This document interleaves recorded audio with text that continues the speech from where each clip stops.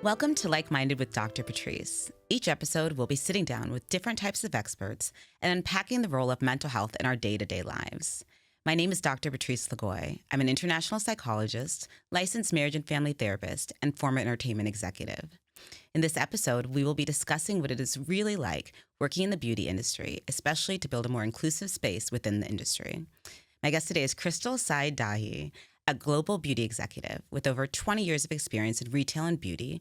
Crystal brings deep expertise in brand storytelling, strategic vision, and cross-functional leadership.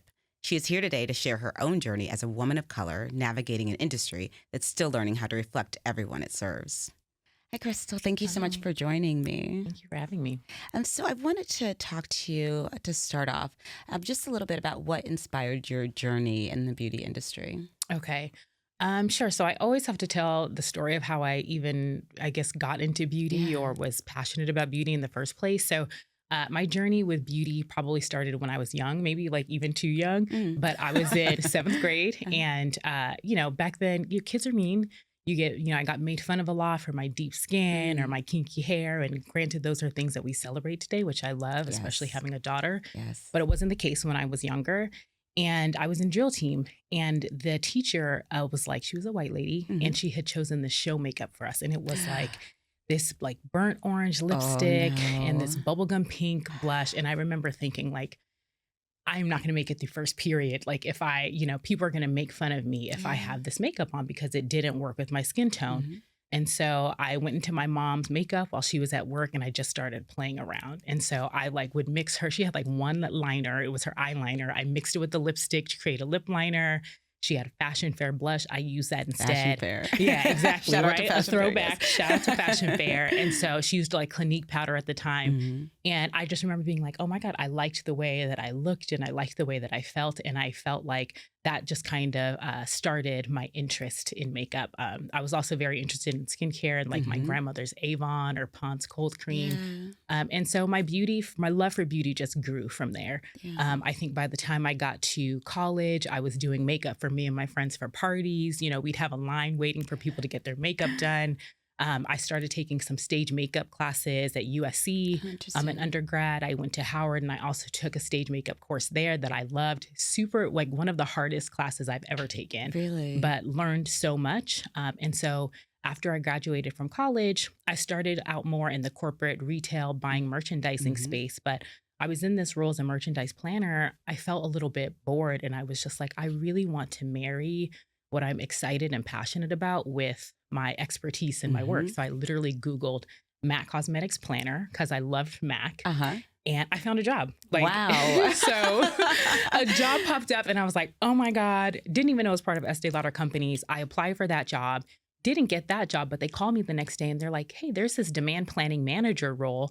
I think your skill set is transferable. Are you interested? And I was like, yeah, absolutely. So went through the interview process and got the job. And like when I started, I was like, oh, beauty is home. Like I loved that job. I loved working for MAC Cosmetics. I loved the brand.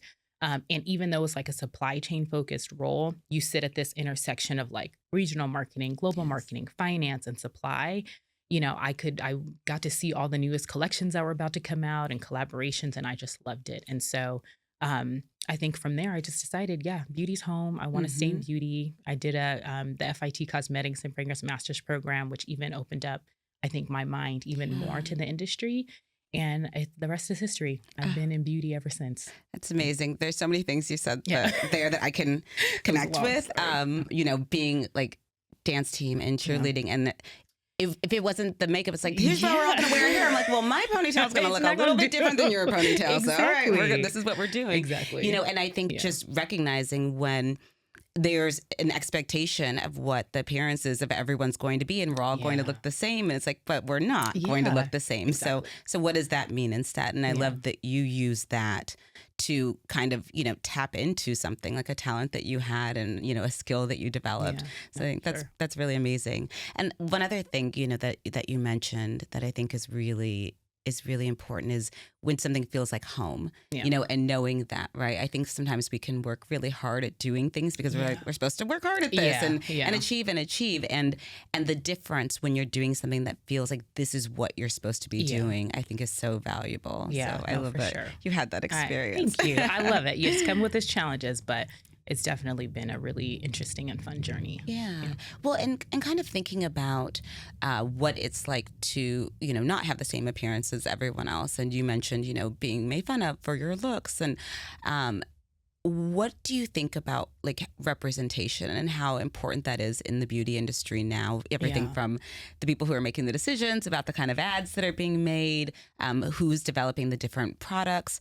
Tell me about your experience with representation. Yeah, for sure. I mean, I think from a young age, like just being able to see somebody that like looks like you, and I know we talk about it and have the conversation a lot, but I think even looking back, I underestimate how important it was to see women that looked like me, whether it was in ads or on TV, because then, you know, I had nothing to counteract people, you know, saying you're dark and you're this and you're that, and you just internalize it. And so I would be walking around thinking like, well, I guess I'm not beautiful, which is ridiculous. I look at my pictures now and I'm like, that is a beautiful little girl. You know, like look at her skin, look at her deep skin. It's gorgeous. And I hate that I didn't love that about myself because of what other people said. And then there were no images to reinforce or tell me. And then my parents are Ghanaian and obviously they think I'm beautiful, but Ghanaians are like, do your homework. And like, you know, so I couldn't go to my mom and be like, Mommy, I don't think I'm pretty, you know, like I didn't. And so like, I remember wanting to be a singer when I was young. Now, like, I don't think I was supposed to be a singer, but I remember thinking to myself, like, oh, I can't be a singer because there's no young, dark-skinned singers like me. So, like, you have to be, like, pretty or, like, light-skinned. And which is a ridiculous thought. Like, obviously, we had SWV and Brownstone, and they were just, like, a little bit older than me. But that's why when Brandy came out, I was so enamored because I'm like, she wears braids and her skin is deeper. But like just not seeing myself in anything, I think really impacted my own like self-love and self-acceptance, like growing up. Like it was a journey for me to get to a place where like, I love this skin that I'm in. And like, obviously I'm like, I would not want to be anybody else. I love everything about this skin tone and my hair and everything that makes me up. But that wasn't the case when I was young. And so I think, you know, moving into just working in the industry, it would surprise me when I would still walk into a space and there I was one of very few. You know, I think coming out of that like demand planning manager and global business planning role that was more business focused, after I graduated, I moved into a marketing role for Estée Lauder North America. And I remember being the only Black girl on the floor. And I'm like, guys, it's 2017. We're still doing this. You know, and so Rihanna had just launched with Fenty Beauty. So all these brands are scrambling around like, you know, how are we going to, you know, we got the shades and how are we, if we don't have the more shades. Than 3 shades now. Exactly. Like deep, it was medium, just, deep. I'm like, it was just really, we got to get the undertones right. And then the models have to be right. You can't just slap a Black girl in one dark shade and then think you're covered. Right. Like we are a whole spectrum of beautiful. And so working in the industry, I think has been, especially during that time, it was very hard. It was challenging, you know, in that sometimes when you're speaking up or you're saying things, you know, or you're trying to get people to think a little bit differently about things, like that stuff is costly too. Like I speak a lot about like, you know, corporate activism in itself and you just having to speak up in that space. But I also think that it was probably one of my most impactful roles, because I also realized that like people, they just didn't think about it sometimes. Like if you didn't have somebody who was deeper skinned to be like, guys, we have never had a deep skin model represent this brand.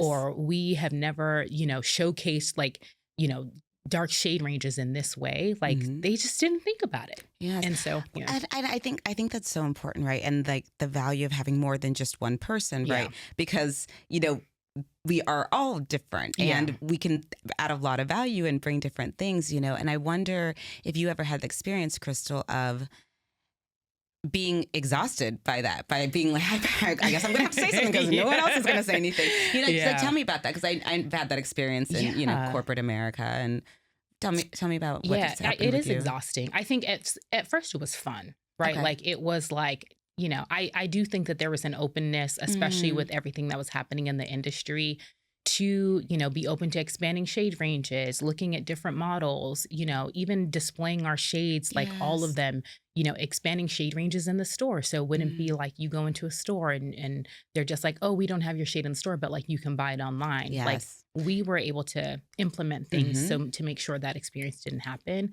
But I think that in that role and like moving through my career at Estée, I was also the chair for our Black ERG, which is Okay. called Noble, Network of Black Leaders Okay. and Executives. And we, I loved being a part of that group because I would tell everybody, this is where you can explore your skill set, do something outside of your day-to-day job. And so we did really amazing and great work. We considered ourselves almost like an internal agency. Oh, wow. But we also, were doing a lot of work through like COVID. And then after, when everything's happening with Ahmaud Arbery, Ahmaud Arbery and Black Lives Matter, it was like we went to this place of like hyper visibility where everybody was calling on us. How do we respond? How do we, make sure that we're educating our employees? How do we, and I think that was what was really exhausting for me or weighing on me. So like up until that point, like, yes, I was happy to give my opinion as a Black woman on hair or shades or colors or whatever the case might be. But like it got very real, I think, during that time. And I think that was exhausting because I was, leading this ERG. And so you're absorbing kind of what your community base is feeling. At that point, I was in a corporate communications and corporate affairs role. So I was working with the company like on how we should respond externally. And then like, I'm dealing with my own processing of, and so realistically, or just being very real, after that period of time, like probably about 2021, I was like very depleted, like exhausted, tired, to the point where like my boss, who at the time was a Black woman, was like, maybe you should consider taking some time off. And I remember being like, me? No, I'm fine. I'm fine. We don't do that. Yeah. But let's talk about that, about that emotional load, right? Because I think, there is a responsibility, right, that you have. There is a desire to see things be different, right? And then there's also that acknowledgement that you are a human being who's also dealing with this, and that's outside of the work that you do. So tell me how you coped with that then, and then how you might do that now. Like what would be different for you after having that experience? Gosh, that's a good question. I don't even know if I, have the right answer or there's a no right perfect answer. You're right. That's a good point. I just think then you just carry the weight of feeling like you have to be you have to represent, you have to speak up, you have to be good at your job, you have to keep it together. And I think if I could go back, I would be like, no, you don't. You don't have to keep it together. You don't have to, you can take a day off. Yes. Like you don't have to take every meeting. You don't have to show up for every like single thing there. And the reality was we had an amazing community with Noble. Like I had 2 other co-chairs at the time who were like my sisters now. And we had an amazing community. I think that's why we were able to, partner with the company to respond and really think about what Black talent needed. But I would be like, it's okay to like not feel like you have to carry the load and the burden yourself. Because I think that you feel like you have to do it. And there's honor and I'm so proud of like the work that we did at that time, but like I would do it a little differently. I think. Yeah, I think you're right. I think that there are cultural expectations, probably like family expectations of like, this is, now you have this role, this is what you need to do with it, because if not you, then who? Right. And I think what a lot of us are learning the hard way is like that need to like rest and recharge as well. And like that being part of taking care of yourself and your community is also resting sometimes when you know that you need it. So tell me what happened with you, because you were starting to say that your boss at the time was like, maybe you need to take a leave. She was like, we would support you if you wanted to take some time off. It was like at a point where another shooting had happened and it was the same thing. How do we respond? What does Black talent need? And I remember being on a call and like just crying because I was like, just imagine what it feels like to be shown every day that your life has no value. And there were some other, there are other things that I experienced and it just brought everything to the surface and I just kind of cracked a bit. And I wasn't, but I was just like, y'all, it's too much. It's too much. It's too much. Sometimes it's just too much. Yeah. And so I was like, you know what? And I was in therapy, like, you know, I am a very strong believer in therapy, and I had been since, you know, being married the first time. And so I stuck with this wonderful woman. And I talked to her, and she was like, yeah, it wouldn't be a bad idea for you to take some time off. And so can I ask you before you go on, because I get the feeling that, and I know this is like a lot of our experience, like for someone even to suggest that to you can make you feel like a failure, right? Like you're not even supposed to see any cracks, and like, what are you talking? Exactly. Everything's fine. Yeah. Hey, what was going on for you emotionally when you realized, and people kept validating that yes, maybe you did need a little bit of a break? I know, I hated it. I was like, we don't take breaks. Like what had triggered it also is I had a panic attack, which I don't even know if I considered them a real thing. Oh, interesting. Right, because I was like, you know, you just, you know, you got to suck it up, and you got to, you know. And I remember waking up, heart beating, like I was sweating, and I could not, and I was like, what is happening? Am I having a heart attack? What is this? Yeah. And I remember talking to my therapist. She was like, you had a panic attack. And so I hated the idea that anybody could see me less than, you know, but the reality is like that I wasn't less than. It was just that I needed to build in the break. I needed to build in space and time for myself to rest. And so at first I felt I just felt weird about it. And I, you know, but I think because my boss, who was amazing and also a Black woman, I felt very safe. And I knew that she wouldn't be suggesting that. It like she really was prioritizing me and taking care of myself versus anything else, which I appreciated. It took a little bit of time for me to realize that, but like, I'm very grateful to her to have even suggested that, because it's not something I would have ever suggested for myself, like never. And like that period of time, like it ended up being, I think 4 or 6 weeks, like life-changing. Like it. What did you do? So funny. I had booked a trip to Ghana because my now husband, up until that time, we had spent time together in Ghana, but I would always just like, it wasn't intentional to go see him. I would go with family. My family's from West Africa, Ghana. And so it was the first time I was like, you know what? I think we're getting serious. Like, I want to be more intentional and serious. So like, why don't I just make a trip out to actually see you? So I had booked that before the break. And thankfully, because of this time off, I was going on a trip, but now I didn't have to work because my plan was to work. And it really, like, a lot changed during that period of time. It really gave me space to just think a little bit differently. And that's a whole nother podcast episode in itself. But I think it allowed me to see very clearly, like, who I had in front of me. Because up until that time, I was like, I live here, you live in Ghana. Like, how is this even going to work? And, you know, but when I was there, I was just like, I would be a fool not to be serious about this person. You know, we had time to, you know, sometimes it was simple as watching movies and just, you know, spending time or going out to eat, or we'd go to these, you know, remote places, and he's a content creator and a filmmaker. And I would get to see him do things he was passionate about. So it just changed my perspective to think like, I can make space for these things in my life. And like, I remember my sister, we'd had this like really interesting conversation. She's 10 years younger than me. And she would see me working so hard, and she'd be like, well, what do you, you know, want? And I was like, well, I want to be married again. I want to have children. And I, you know, and she's like, do you realize that like you don't spend any time moving toward those things? All of your time is in work and like, you know, the things that you're doing. And I remember being like, little sister. Yeah, like, what do you know? What do you know? But I mean, you know, but gems. She was right.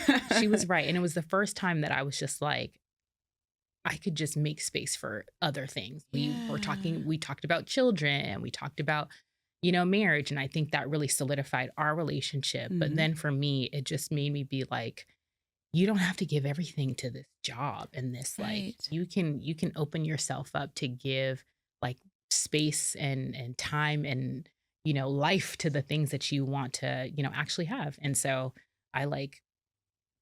that's what I did. I don't even think I realized it was happening, but that was a very pivotal point where I just didn't think about. It took me some weeks, like into the, you know, to stop checking emails, but it really changed my perspective on what I feel like I deserve or what I could have, Like I feel like Michelle Obama, what did she say? You can have it all, maybe just not at the same Yeah. time, And I was like, it's okay for me to pump the brakes a little. I love that, Crystal, because I think that sometimes we can get like so in like our tunnel vision, right? Of just like, okay, here's all these things in front of me, and I need to get those done. I need to get those done, and here's another group of things like piling up behind it, and until sometimes we're like forced into that break, whatever that looks like, right? I mean, yours does sound like it was really pivotal and really special, but a break period to be like, who am I? What do I want?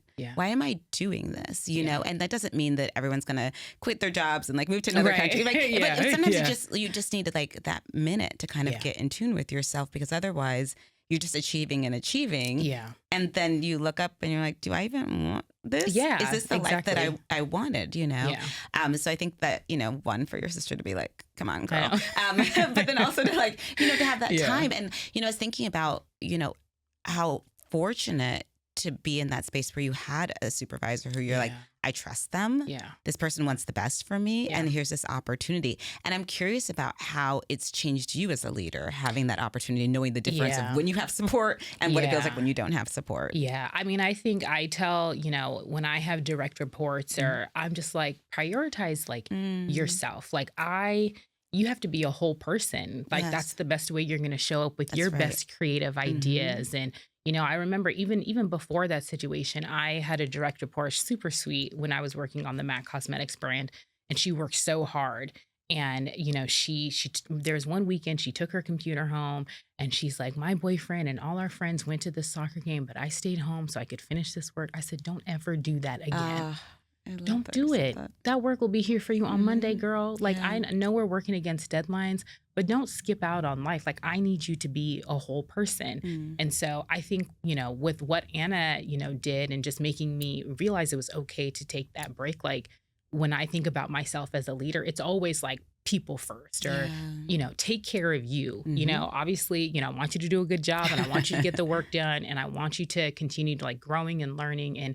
But at the end of the day, like if you like, I just don't want anybody to work in the same way that I was working, because it wasn't healthy. Well, and it's not sustainable, right? Exactly. You're making me think of you were earlier on in my career. One of my good friends from high school came to visit, and I worked the whole time she came to visit from back east. And I mean, I had my new BlackBerry, like I was important. I was important. Important.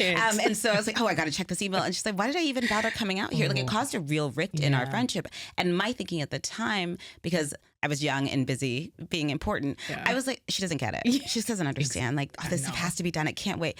I was not saving a single life, like not at all, But in my mind, it was like, this is what I need to work so hard. And I can't take my eye off the ball, right? Or it's not going to be there for this opportunity. It's not going to be there for me anymore. And I think about that a lot, where it's like, I could have actually put down the BlackBerry. It would have been okay, you know?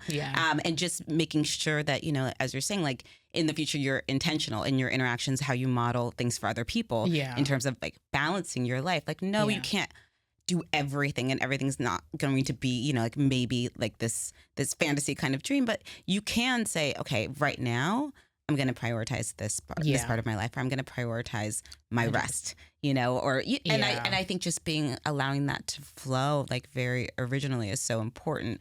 And I think that, or organically, but I think that a lot of us don't get that opportunity to really, it's crazy. It's like, I don't know, like, I mean, I do know why we're always kind of in this like rat race and why we feel the need to prove ourselves. Let's talk about it. Hold on. Let's say what you know, because I'm sure I'm going to agree with you.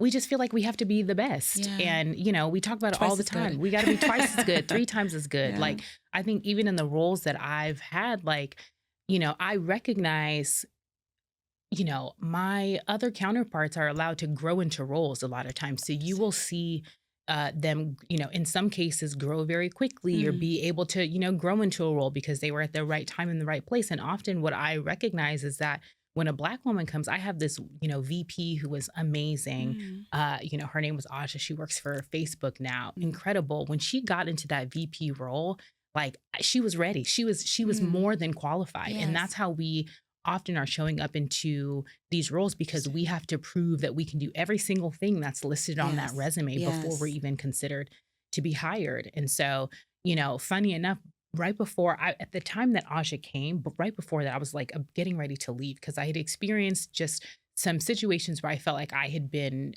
held back and I essentially had been blocked for this promotion by a former manager, if I'm, just being honest and transparent. Yes. And so I was like very just ready to, go and leave.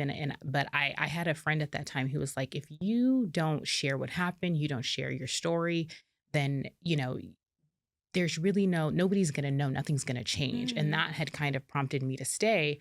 But after that happened, I remember thinking to myself, and this was like 2017, 2018, prior to me overworking in that 2020 period. At that point, when I got blocked for this role and I met with this HR person and I'm like, well, shouldn't you give me the feedback of why I wasn't able to be promoted? And she, said something like, your former manager said strategic foresight and critical thinking. I was like, what does that mean? Like, give me an example so that I know, shouldn't I have the feedback? And I remember, she was like, well, I don't really have I've never met this HR person, by the way. She's like, well, I don't really have an example. But, because of this feedback, you can't be recommended for any executive director role. If you want to move, you have to move laterally. And I was like, I'm out of here. Like I was interviewing everywhere. Birkenstock called. I said, Birkenstock, great. Sign me up. Get me out of here. Right. But I had that conversation with my friend. She was the head of ID&E at that time. Inclusion, diversity, and equity. Sorry. And she a really good friend of mine. And I was like, you know what, you're right. And I actually started to like share my story with, mentors and like people who I respected. But I remember I decided like this is never going to happen to me again. Nobody is ever going to be able to talk about my work in this way and somebody else not counteract it because my work is so good. Yes. Right. Like, so I was like, I'm going to be the best. Nobody is ever going to be able to talk about my work like that again. And then you burnt out, you say? And then I burnt out. And so that's probably where it came from. It's so difficult, Crystal, because I think we all know like part of it is the mental load that we carry, right? Of that expectation of like having to be so much better and like make sure we're impeccable, right? Yeah. There's nothing that can be said that's negative about our work. And part of that is societal. Yeah. And part of that is the load, that we've carried and just figuring out like how much of this is within my control. Like I'm going to do everything within my control. I'm sure your work was already excellent. Right. And then these things happen that are outside of your control. And I think really navigating that for ourselves and realizing, okay, I did all this stuff. There's I don't have any more to give. Now what? Yeah.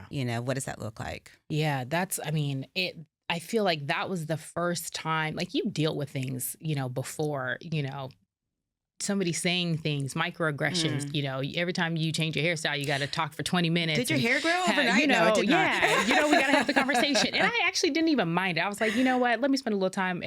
These are braids. This is a wig. This is a weave. My hair's natural. Fine. I really, I was very open to that.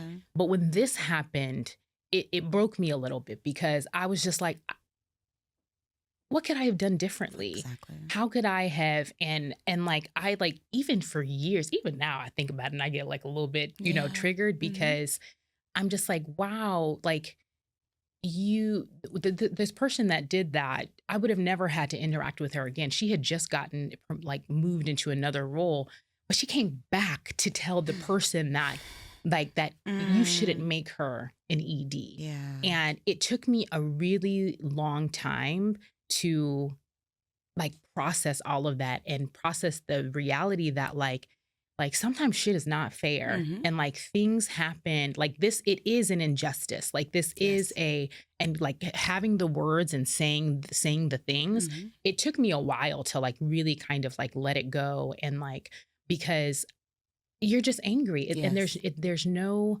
I've had it happen to other people. I think one of the probably most therapeutic things that could have happened was I was able to be there for people who were experiencing, whether bigger or smaller, very similar, situations. And so it took me a long time to like process that and just be like, no, just because somebody else doesn't call your work valuable doesn't mean it's not valuable. That's right. And so it was like this journey to like, knowing that if I, it's like a, double-edged sword that I'm going to work so hard, but like also working hard to remind myself that you have value and you have perspective. That's very important.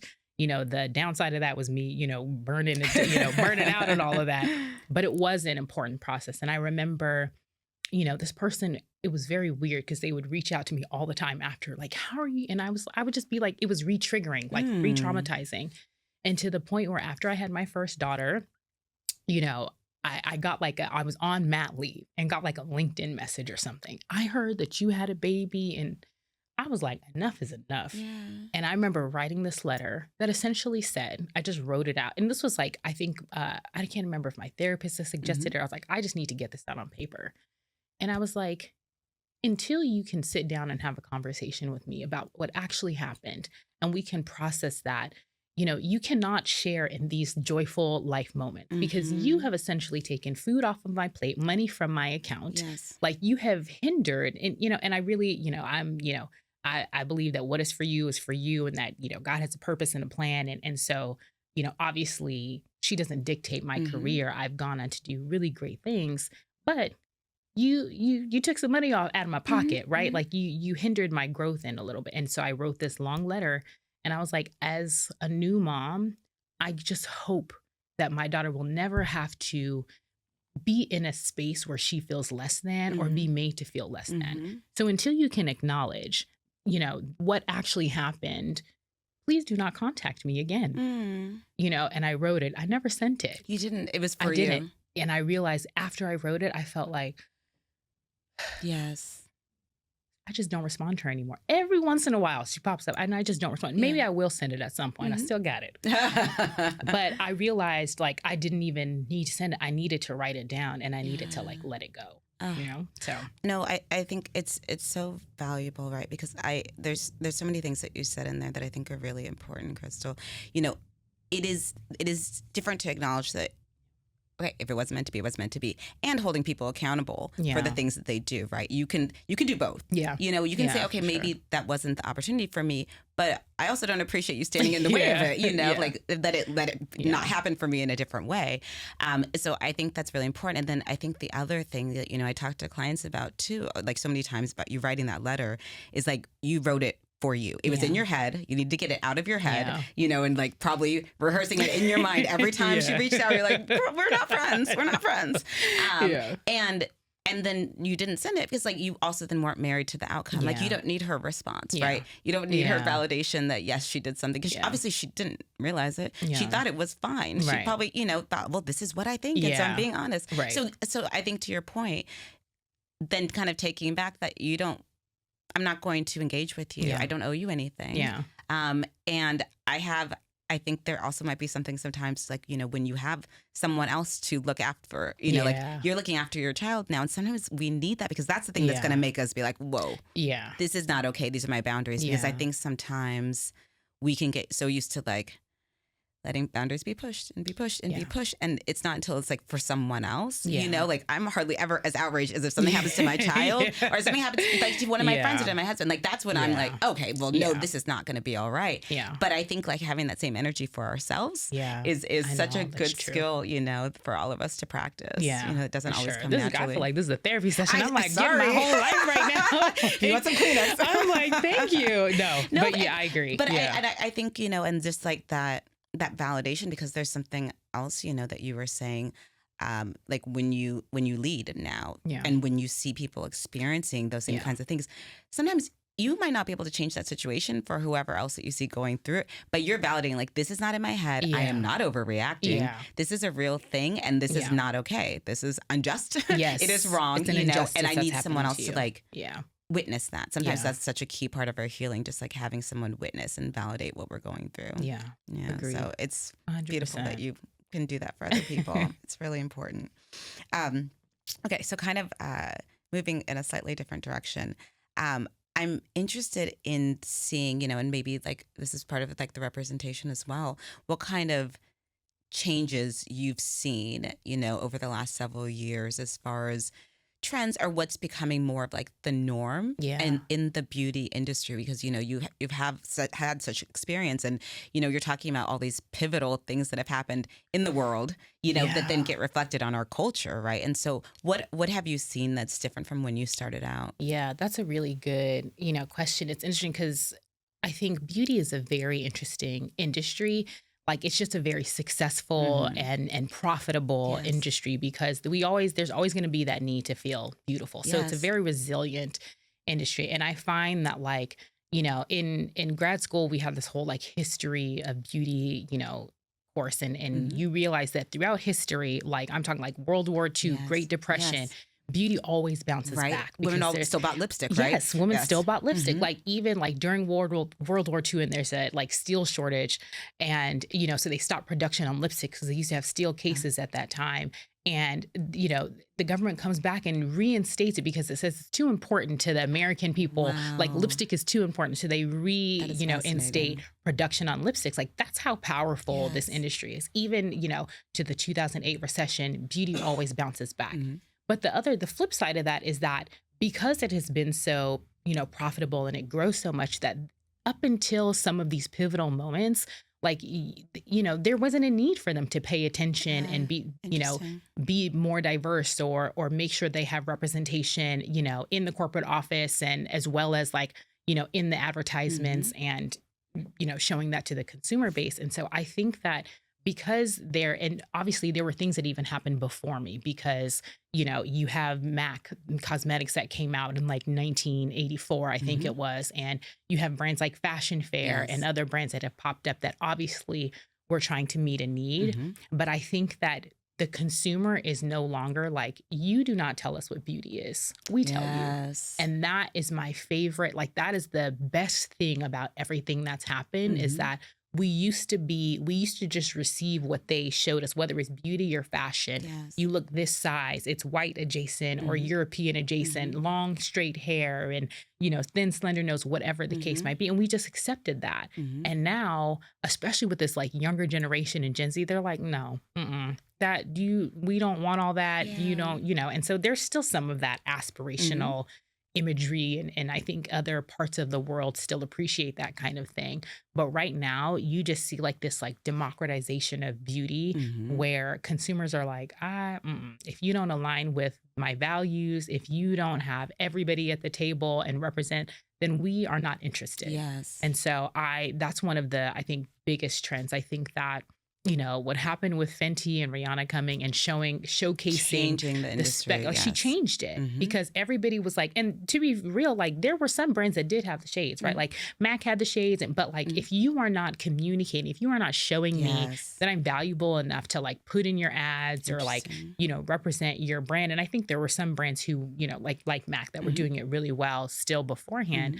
But I think she just completely, changed the game and made brands really accountable for the fact that they needed to, not only did you need to have the shades, people needed to be in front of the camera and behind the camera. Like, and you're, the artist that you have in store or the beauty, they needed to know how to, they need to be trained properly. And so I think it was just a huge reckoning. And I appreciate it. I'm here for it. So I think the next, wave, or what's happening now, I think even if you look at how Gen Z discovers products, and it's TikTok, and TikTok is very much like, and I have a TikTok, but like, I'm not by any means on TikTok that much, but it's raw and it's like, it's not perfect. That's my favorite part. It's not perfect, and it doesn't have to be perfect. And you have people exploring and doing different things, and that's how people are discovering makeup. But like, the consumer has taken the definition of beauty into their own hands and been like, there isn't one. So, screw you if you don't. And I appreciate that. Well, and I think also the not gatekeeping, right? To say like, okay, I couldn't find this in this brand. I couldn't find the color that I needed. So either I mixed these ones or I went to this other brand. And, and I think just sharing that information to people. And I think that also that ties into the other thing that like now I think that younger generations they know about your company. It's very easy to find out, are your products sustainable? Are your models inclusive? Like who is making the decisions? And people will not, Yeah. connect with brands, will not buy brands that they're not aligned with, Exactly. And I think that it does require everyone to be more accountable. But I think it's funny, Crystal, like, and maybe in some ways it takes some of the onus off the people like in the room, right? Like if you're the only person in the room, if you don't say the customers are going to say Right. it, and so Right. They're I going to think, speak up. right? They're really empowered to do so because there are choices. You don't have to just deal with whatever's in front of you. I mean, even when I worked in entertainment, which wasn't, maybe 10 years ago or so many stories. If there's like one Black actress in the cast, she was doing her own hair, she's doing her own makeup. It's just like, forget it. Like I just, I have to do it myself because I'm not going to show up the way that I want to. I'm going to feel uncomfortable. I'm going to feel insecure because this is not my shade. And my hair looks crazy. Like this is not, this is not how I want to be in front of the camera. And so I think even, that having people on set who are not like, oh, I guess I'm going to put your hair in a bun because I don't know what to do with it, it's crazy. And like not having the right shades. I think it's so important that kind of trickle down of what expectations are for people now and how much that has changed. For sure. I agree. So what are you thinking like you want to see? We've talked about kind of all the changes that have been made and that are happening now. What else do you think, is still out there? Like what are some, awareness gaps that we might have about the beauty industry? I mean, I think there's still a long way to go. You know what I mean? And I do, you very much see, like I said, this democratization and barriers to entry for having a beauty brand are like much lower than they used to. Anybody can have a brand, right? And so you do see more brands popping up to like meet the needs of, different consumer segments or diverse consumers. Like there's one brand called Topicals that I like love. And, they call their community spotty hotties. Like it's all, it's all about like, highly efficacious products that help to treat like hyperpigmentation, all that. But it's comes from a perspective of like being like, we all have spots. We all have, let's celebrate them, and so I'm very encouraged when I see that. I think, for our generation, for me, when we showed up into this space, like we were questioning, I want to see somebody that looks like me. Like I want to see one person that looks like me. I want to see one model that looks like me. And we were thinking about it in that way. I think what's very encouraging and exciting is that Gen Z, they're like, we want to see everybody. Like they're speaking up for other people. I've had situations where, I have people who are working for me, might be a white girl, a young, and they'll speak up on my behalf. Like, cause you, like I said, you deal with microaggressions, you deal with things. And I'm like, I've been seeing this before. It's not, and they'll be outraged. Like, and they'll reach out on your behalf because they're so, and I think that is very encouraging to me because I think it will just continue to, help push like just the narrative that beauty is not one thing. Because as much as I I love, like I said, we celebrate deep skin. We're like melanin, yes, like kiki hair, yes, but it still happens. Like, I have a very young little cousin who has the deepest, darkest, most gorgeous skin, and she gets made fun of constantly. And I remember listening to her just, talking about somebody making fun of her at school and being like, it's okay, I know I'm not pretty. And I was like, I almost had to snatch her up. Like, what are you talking about? Like, look at your gorgeous skin. Look at you. And it breaks my heart that it still happens. So we haven't gone far enough yet. And so I think that there is still space. And I think that from a corporate perspective, the numbers still like the math ain't math. And like, we still need to see more, diverse, like Black talent at senior levels making strategic decisions. And I'm very, proud that I have a lot of friends who are VP marketing or, SVP this or and they're in the space, but like they still have a long way to go. If I'm looking at just industry wide. So yes, I think, Gen Z young people will continue to force and really push companies to think a lot differently, and so I love seeing how that trickles into beauty or even other industries. Like, look at what Barbie has done with just like, they're like, okay, sorry guys, we messed up everybody's, now we're going to be inclusive. Our bad. We're going to make a movie. And I'm like, okay, and sometimes I wish that beauty industry or even the fashion industry would do that and be like, y'all, we're sorry. We came up with these really ridiculous standards and we're going to be accountable and we are going to, do X, Y, Z to show you that like you own beauty. We don't. And, that would be to me revolutionary for a brand to do that and be like, we're sorry.